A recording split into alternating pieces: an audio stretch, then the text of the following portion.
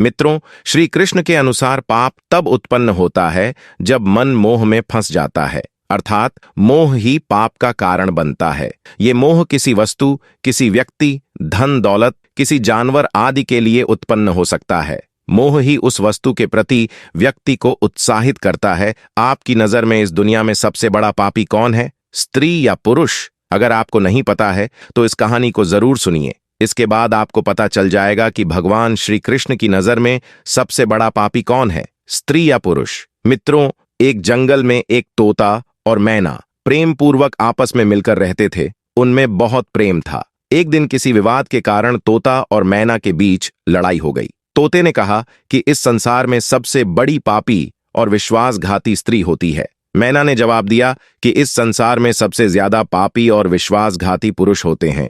वे दोनों आपस में लड़ते रहे और अपने विवाद के निदान के लिए वे भगवान श्री कृष्ण के पास गए और अपनी बात बताई। श्री कृष्ण ने तोते से कहा कि तुम कैसे कह सकते हो कि संसार में स्त्री पुरुषों की अपेक्षा ज्यादा पापी और विश्वासघाती होती है। साथियों, अगर आप यह कथा सुन रहे हैं तो पूरा सुनिए। इस कथा को आधा अधूरा छोड़कर जाने की गलती मत करिएगा, क्योंकि इस पवित्र कथा को पूरा सुनने से मन चाहे फल की प्राप्ति होगी और आपको बहुत ही बड़ा ज्ञान मिलेगा। इसलिए इस कथा को पूरा सुने। आप कृष्ण भक्त हैं तो कान्हा का अनादर न करें। तब भगवान श्री कृष्ण से तोता बोला, प्रभु, मैं आपको एक कहानी सुनाना चाहता था जिससे हम सबको यह साबित होगा कि स्त्री पुरुषों की अपेक्षा ज्यादा पापी और विश्वासघाती होती है। फिर भगवान श्री कृष्ण बोले, ठीक है, तुम कहानी सुनाओ। तोता कहानी शुरू करने वाला ही होता है कि तभी माता रुक्मणी आ जाती है और कहती है, प्रभु, मुझे भी यह कहानी सुनाइए, मैं भी सुनना चाहती हूं। तब भगवान कृष्ण कहते हैं, ठीक है, बैठो, आप भी सुन लो। फिर तोता भगवान श्री कृष्ण और माता रुक्मणी के सामने कहानी सुनाने लगता है। तोता कहता है कि एक राज्य में अग्रसेन नाम का राजा राज करता था। उसके पास 4 बेटे थे जो सभी बहुत ही बहादुर और प्रतापी थे। लेकिन सबसे बड़ा बेटा, जिसका नाम चंद्रसेन था, वह न केवल प्रतापी बल्कि बहुत ही सुंदर भी था। उसकी पत्नी चंद्रप्रभा भी बहुत ही सुंदर और रूपवान थी। वह अपने आगे किसी दूसरी स्त्री को सुंदर नहीं मानती थी। एक दिन राजा अग्रसेन ने अपने बेटे चंद्रसेन को उसकी किसी बात पर नाराज होकर राज्य से निकाल देने का आदेश दिया। राजा का यह आदेश सुनकर सभी इस बात से चिंतित हो गए। फिर चंद्रसेन अपने महल में गया और उदास हो गया। उधर चंद्रसेन को उदास देखकर उसकी पत्नी ने पूछा, प्राणनाथ, आप उदास क्यों हैं? आप इतने मुरझाए हुए क्यों हैं? राजकुमार होकर भी आप इतने चिंतित क्यों हैं? तब चंद्रसेन सोचने लगा कि मैंने बहुत बुरा किया है और अपनी सारी बात अपनी पत्नी को बता दी। इस समय उसकी पत्नी मूर्छित हो जाती है। फिर दासियों ने चंद्रप्रभा पर गुलाब के पानी का छिड़काव किया। तब जाकर वह होश में आई। अब होश में आकर चंद्रप्रभा ने अपने पति राजकुमार चंद्रसेन से कहा, आप मुझ दासी को छोड़कर अन्य प्रदेश चले जाएंगे तो मैं आपके बिना कैसे जी पाऊंगी? मैं भी आपके साथ ही चलूंगी। तब राजकुमार चंद्रसेन कहता है, तुम मेरे साथ कैसे चल सकती हो? क्योंकि दूसरे राज्य में अनेक प्रकार के संकट होते हैं और तुम नाजुक महलों में रहने वाली महलों के बिना यह कष्ट कैसे बर्दाश्त कर पाओगी? फिर राजकुमार चंद्रसेन की बात को सुनकर राजकुमारी चंद्रप्रभा कहती है, प्रियतम, जितने भी दुख दूसरे राज्य में आएंगे वह सब हमारे साथ होते हुए सुख ही लगेंगे,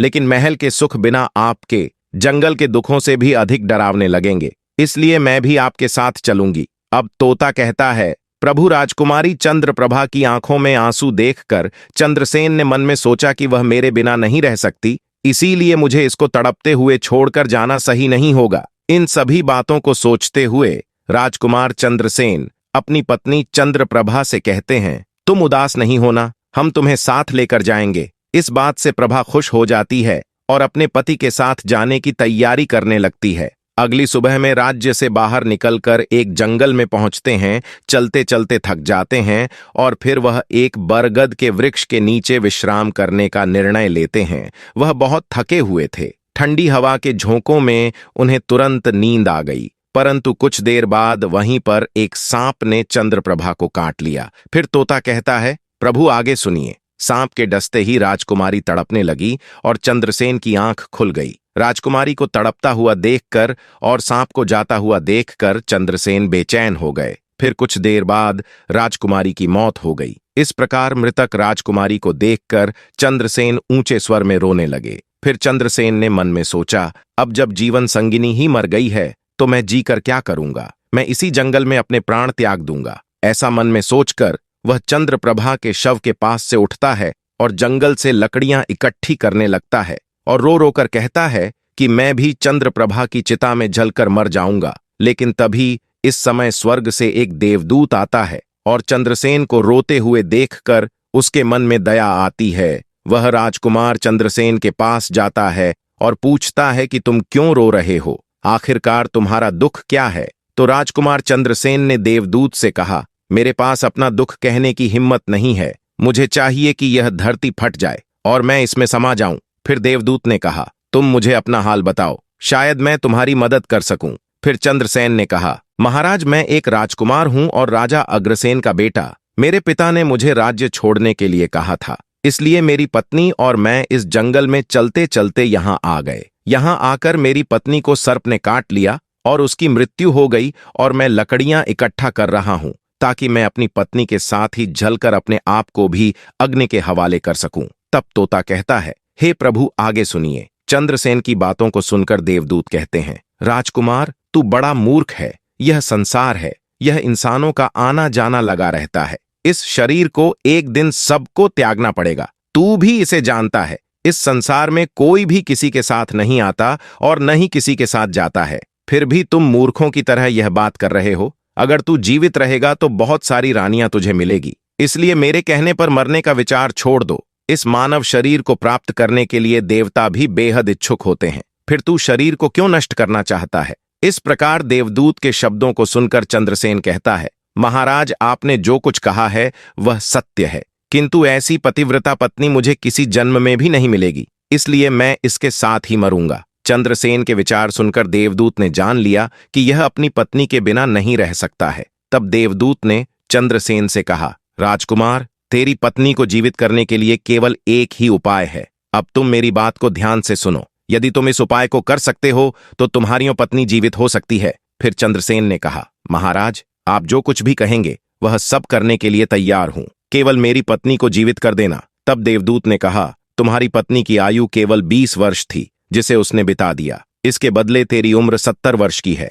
जिसमें से 30 वर्ष बीत चुके। जीवन काल में 40 वर्ष अभी बाकी है, यानी तुझे 40 साल और जीने का अवसर है। यदि तू अपनी पत्नी को आधा अपने जीवन का समर्पण कर देता है तो तुम दोनों की आयु समान हो जाएगी। अगर तुम यह मान लो तो राजकुमारी जल्द ही ठीक हो जाएगी। इस तरह देवदूत की बात सुनकर राजकुमार चंद्रसेन ने कहा, मुझे मंजूर है। फिर देवदूत ने चंद्रसेन के हाथ में पानी दिया और 20 वर्षों तक राजकुमारी के पैरों पर पानी डालने के लिए कहा। अब जैसे ही चंद्रसेन ने संकल्प किया कि वह जल को रानी के पैरों पर डालेगा, देवदूत ने कह दिया, पानी को पैरों पर डालने से पहले मेरी एक बात को ध्यान से समझ लो। इसमें एक गुप्त रहस्य भी है। अभी तो तुझे राजकुमारी की आवश्यकता है, तुम पानी डालकर उसको बचा सकते हो, लेकिन भविष्य में अगर राजकुमारी की आवश्यकता नहीं पड़ती है तो तुम अपने संकल्प को वापस भी ले सकते हो, और जब तुम यह संकल्प वापस लेते हो तो तुम्हारी पत्नी की तुरंत ही मौत हो जाएगी।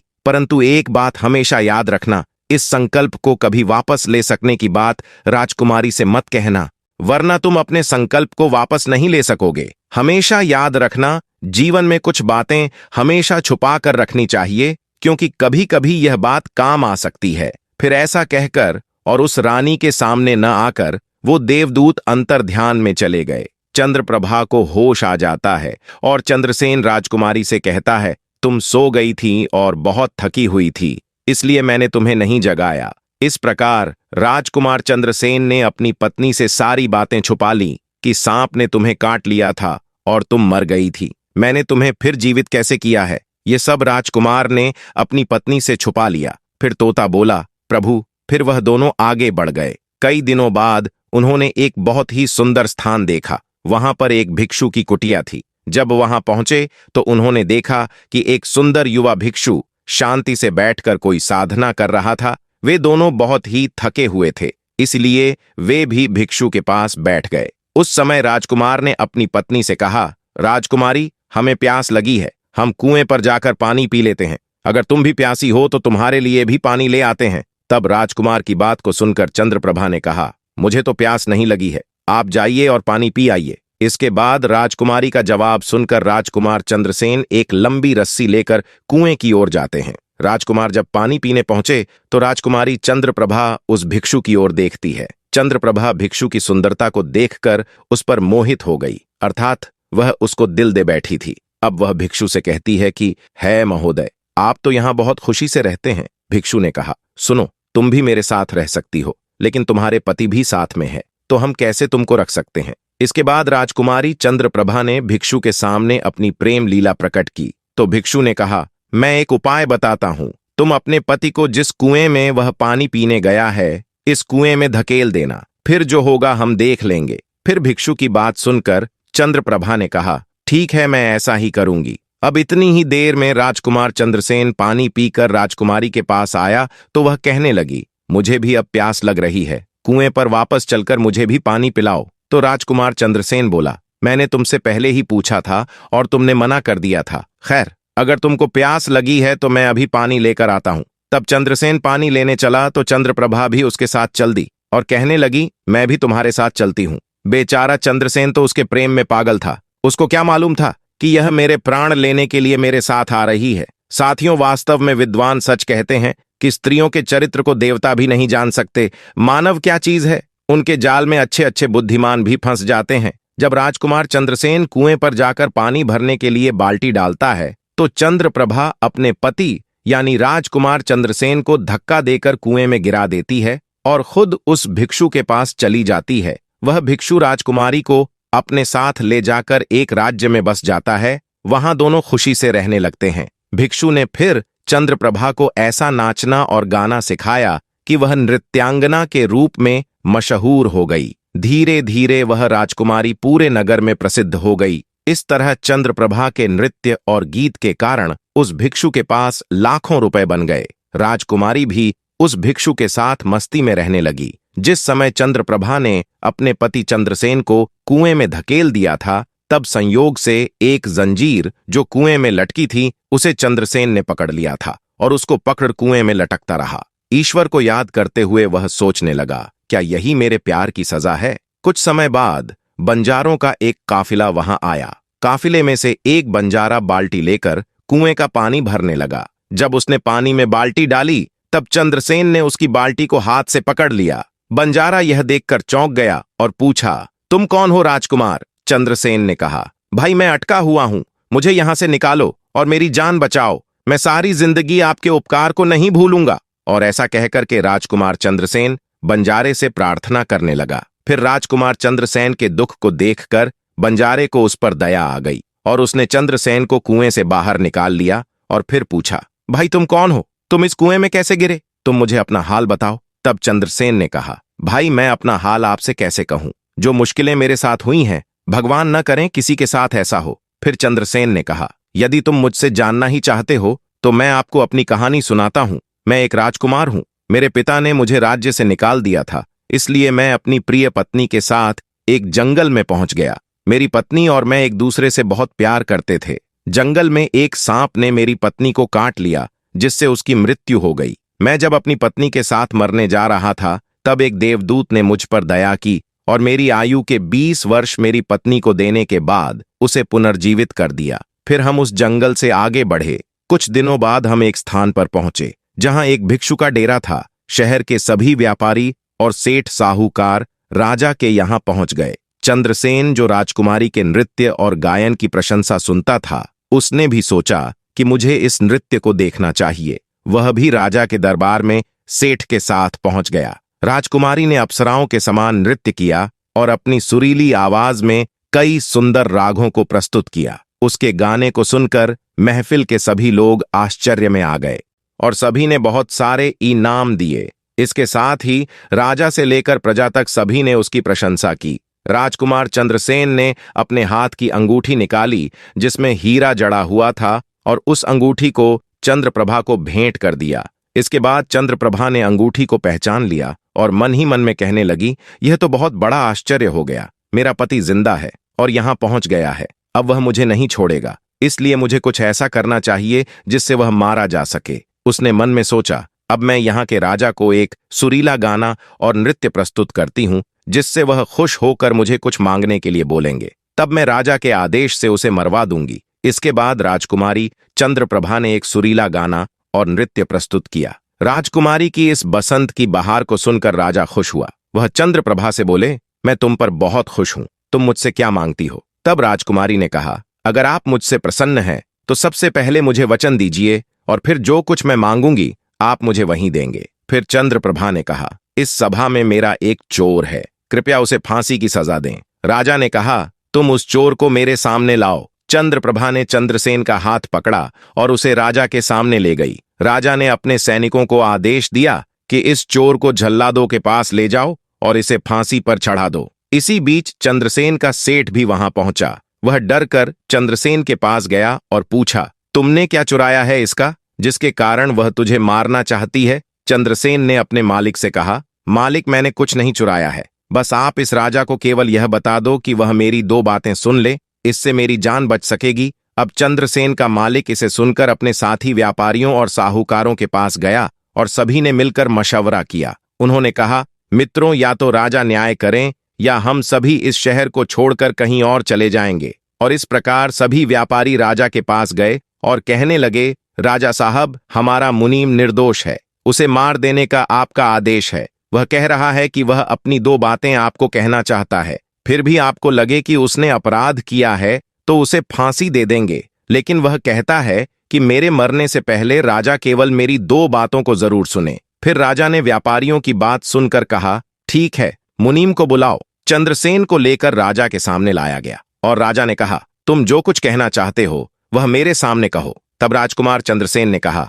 महाराज, मैंने क्या दोष किया है जिसके कारण आपने मेरी हत्या का आदेश दे दिया है? फिर उसकी बात को सुनकर राजा ने कहा, तू इसका चोर है। चंद्रसेन ने कहा, नहीं महाराज, मैं इसको लटा स्त्री का पति हूं जो मुझे धकेलकर एक भिक्षु के साथ चली आई है। राजकुमारी चंद्रप्रभा ने समझ लिया कि बात बिगड़ रही है। तब राजा से कहती है, महाराज, मैं कुलटा नहीं हूं, यह झूठ बोल रहा है। कौन है? मैं इसे जानती तक नहीं, यह तो मेरा चोर है, मैं सिर्फ इतना ही जानती हूं। फिर राजकुमार चंद्रसेन ने कहा, महाराज, ठीक है, अगर यह मेरी पत्नी नहीं है तो वह सब कुछ जो मैंने रास्ते में छोड़ा था वह मेरी अमानत के रूप में मुझे वापस कर दें।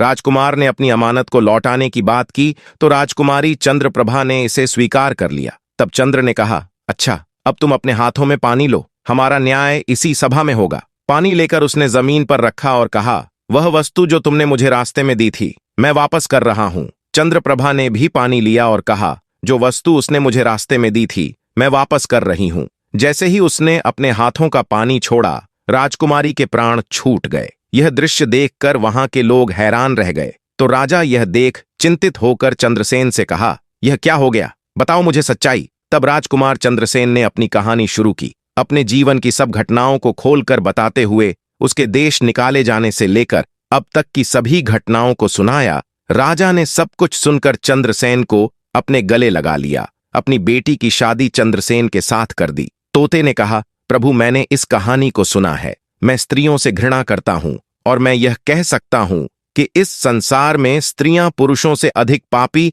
और विश्वासघाती होती हैं। इस कहानी ने सबको हैरानी में डाल दिया। माता रुक्मणी ने कहा, प्रभु, मुझे लगता है कि तोता सच कह रहा है, लेकिन सभी स्त्रियों में से केवल एक दो ही बिना नैतिक मूल्यों और ईमानदारी की हो सकती है, परंतु पुरुषों में भी ऐसे कुछ है जो पापी और विश्वासघाती हो सकते हैं। फिर भगवान श्री कृष्ण ने पूछा, ठीक है, तो मैना तुम कैसे सिद्ध करोगी? यह बात सुनकर मैना ने कहा, मैं भी एक कहानी सुनाती हूं जिसे स्पष्ट होगा कि स्त्री की तुलना में पुरुष अधिक पापी और विश्वासघाती होते हैं। एक गांव में एक परिवार रहता था जो बहुत ही धनवान था और उस धनवान यानी सेठ का बेटा एक अद्भुत प्रकार का व्यक्ति था। सेठ का बेटा ऐसा जुआरी था कि सेठ उसके बारे में सोचते सोचते परेशान रहता था। एक दिन उसका बेटा जुआ खेल रहा था। उसी दिन उसके पिता का निधन हो गया। फिर भी उसने जुआ खेलना बंद नहीं किया, बल्कि पिता की मृत्यु के बाद वह खुलकर जुआ खेलने लगा और सब कुछ हार गया। फिर वह अपने गांव से दूर चला गया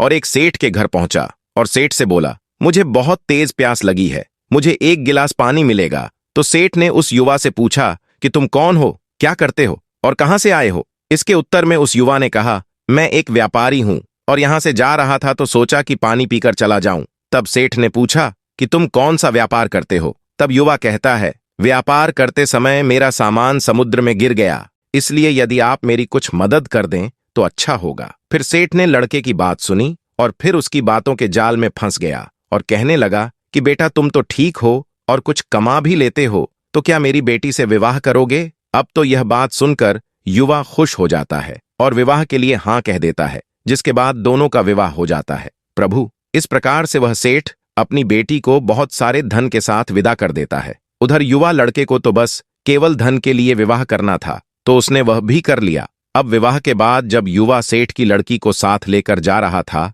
तो एक जंगल आ गया। वहां पर युवा लड़का अपनी पत्नी से बोला, देखो, हम अभी जंगल में हैं, यहाँ कोई चोर हमारे गहनों को चुरा सकता है, इसलिए आप अपने सभी गहनों को मुझे दे दें ताकि हम सुरक्षित रख सकें। युवा की पत्नी ने अपने पति पर भरोसा किया और अपने सभी गहनों को उसे सौंप दिया। और वह भरोसा क्यों ना करे, क्योंकि वह उनके पति थे। उसके बाद युवा ने अपनी पत्नी के गहनों को एक पारदर्शी थैली में बांध लिया और फिर वह जंगल में आराम से ठहरे। इस दौरान युवा के मन में लालच तो पहले से ही था, फिर वह और ज्यादा बढ़ गया। उसकी पत्नी के साथ जाने वाली एक दासी जिसे सेठ ने अपनी लड़की के साथ भेजा था, युवा ने उस दासी को मार डाला। फिर उसने अपनी पत्नी को एक कुएं में गिरा दिया और मन में यह विचार किया कि मैंने इसके साथ सिर्फ धन के लिए शादी की थी, मुझे धन मिल गया, और उसने सोचा कि वह पानी में डूबकर मर जाएगी। इस तरह सोचकर युवा वहां से चला गया, लेकिन उसकी पत्नी नहीं मरी और वह कुएं से बाहर निकलने के लिए आवाज देती रही। कुएं के पास से एक आदमी गुजर रहा था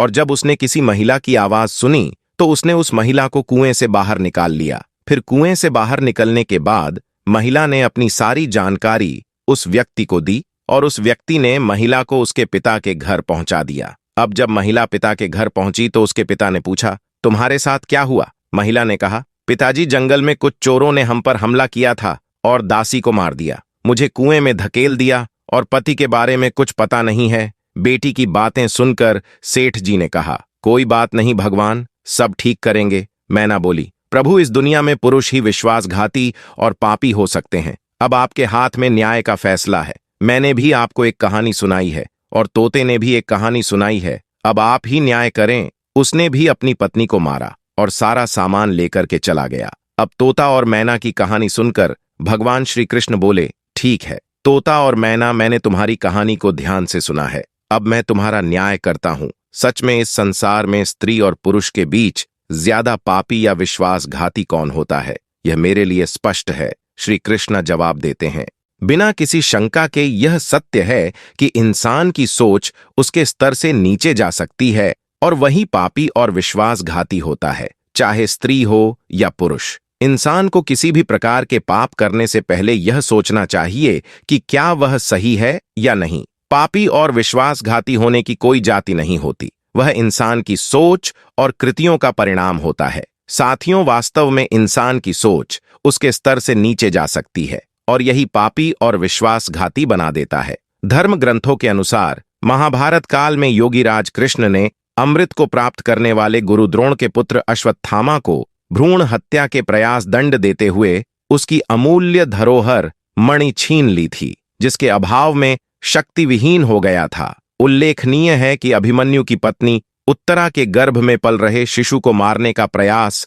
अश्वत्थामा ने किया था और तब उसकी रक्षा के लिए स्वयं भगवान कृष्ण ने उत्तरा के गर्भ में प्रवेश कर भ्रूण रक्षा की थी। यही कारण है धर्म ग्रंथ में जीव अथवा भ्रूण हत्या के विरोधी है। धर्म ग्रंथों के अनुसार नारी को शक्ति का स्वरूप माना गया है, इसके लिए हर युग में महापुरुषों ने उसकी पूजा की है।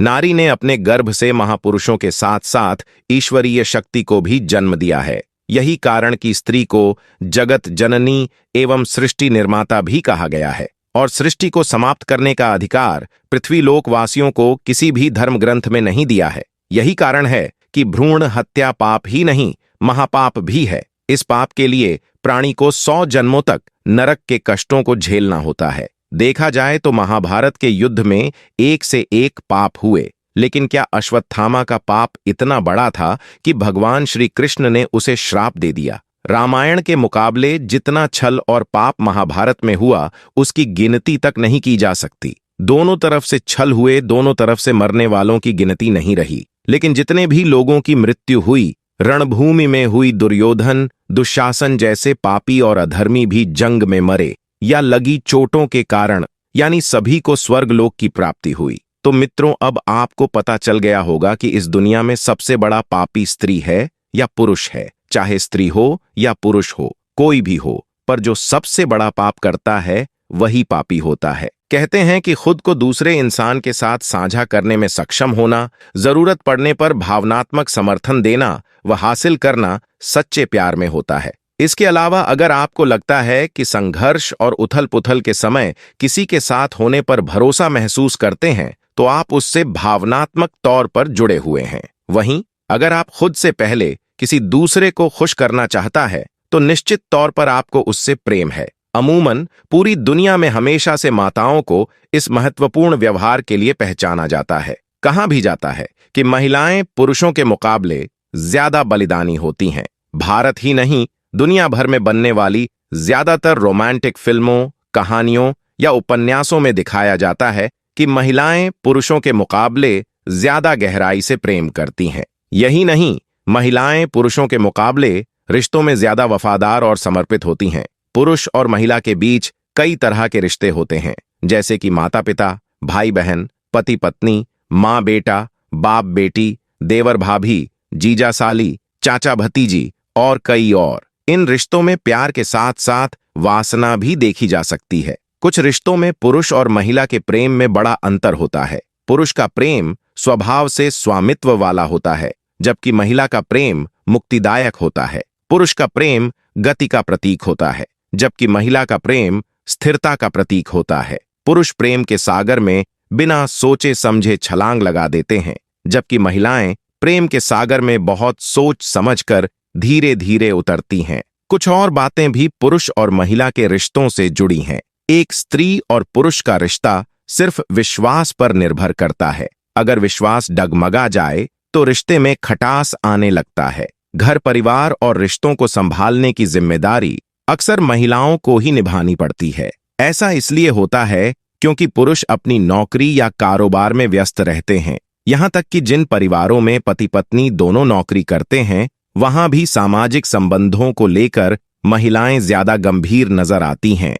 तो दोस्तों, कैसा लगा आपको आज का ये वीडियो? कमेंट करके जरूर बताएं। आप हमारे वीडियो को एक लाइक अवश्य करें और जीवन उपयोगी कहानियां और जीवन ज्ञान के लिए हमारे चैनल को सब्सक्राइब करें। आपका दिन मंगलमय हो, इसी कामना के साथ आपसे विदा लेते हैं। मिलते हैं नेक्स्ट वीडियो में। आपका बहुत बहुत धन्यवाद। जय श्री कृष्णा।